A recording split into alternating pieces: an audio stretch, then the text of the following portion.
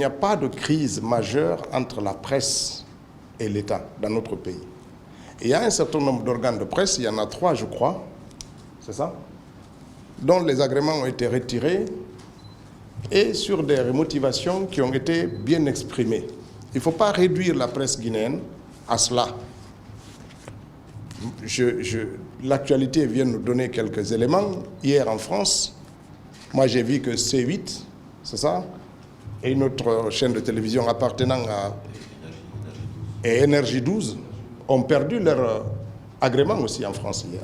Retiré, pourquoi? Parce qu'un des journalistes tient des propos que le gouvernement et les autorités françaises ont jugés inacceptables. Et d'ailleurs, une des chaînes, je crois que c'est Énergie 12 ou C8, qui a été frappée de 7,5 millions d'euros d'amende. Et on les a retirés leur licence d'agrément. Mais on ne parlera pas de crise majeure entre la France et la presse, entre le gouvernement et tout ça. Parce que chaque État, finalement, régit le fonctionnement des organes de presse dans son pays.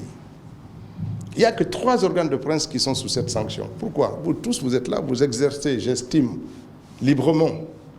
En tout cas, je n'ai pas le sentiment qu'on vous contraigne de faire ce que vous faites. Certains d'entre vous sont très critiques vis-à-vis de ce que nous faisons. Mais cela reste dans le cadre de la critique légitime et normale. Et personne d'entre vous n'est persécuté pour ça. Il faut donc éviter de s'approprier des argumentaires qui sont développés juste pour détruire l'image. Donc, ensuite, agréer des organes de presse, vous savez, il y a plusieurs critères pour faire ça. Ce n'est pas parce que vous avez fait une demande que systématiquement, l'État doit répondre. Moi, je suis ministre des Transports, j'ai plus de 200 demandes d'agrément d'agences de voyage. Je ne peux pas agréer tout ça, même si c'est bien. Parce qu'il y a d'autres paramètres qu'on regarde. Si chaque citoyen qui demande un agrément de presse, on doit lui donner ça, mais ça ne va pas aller. C'est vous, les hommes de métier, qui un jour allez nous dire mais il faut réglementer. Or, réglementer, c'est discriminer, c'est limiter, c'est faire des critères, c'est donner à certains et priver d'autres. C'est ça, réglementer. Les études se poursuivent, certains dossiers sont bons, mais il y a d'autres critères qui font que le ministre n'agrée pas. Ça n'a rien à voir à une crise. Donc il faut accepter ça. Il faut aussi que vous acceptiez que lorsque un certain nombre de vos collègues ne sont pas en conformité par rapport aux exigences de votre métier, que l'État, qui a la responsabilité, les retire momentanément leurs agréments. Et ça fait partie aussi de la gouvernance. Sanctionner fait partie de la gouvernance. Et donc il faut accepter ça. Ce n'est pas parce qu'il y a sanction qu'il y a une crise.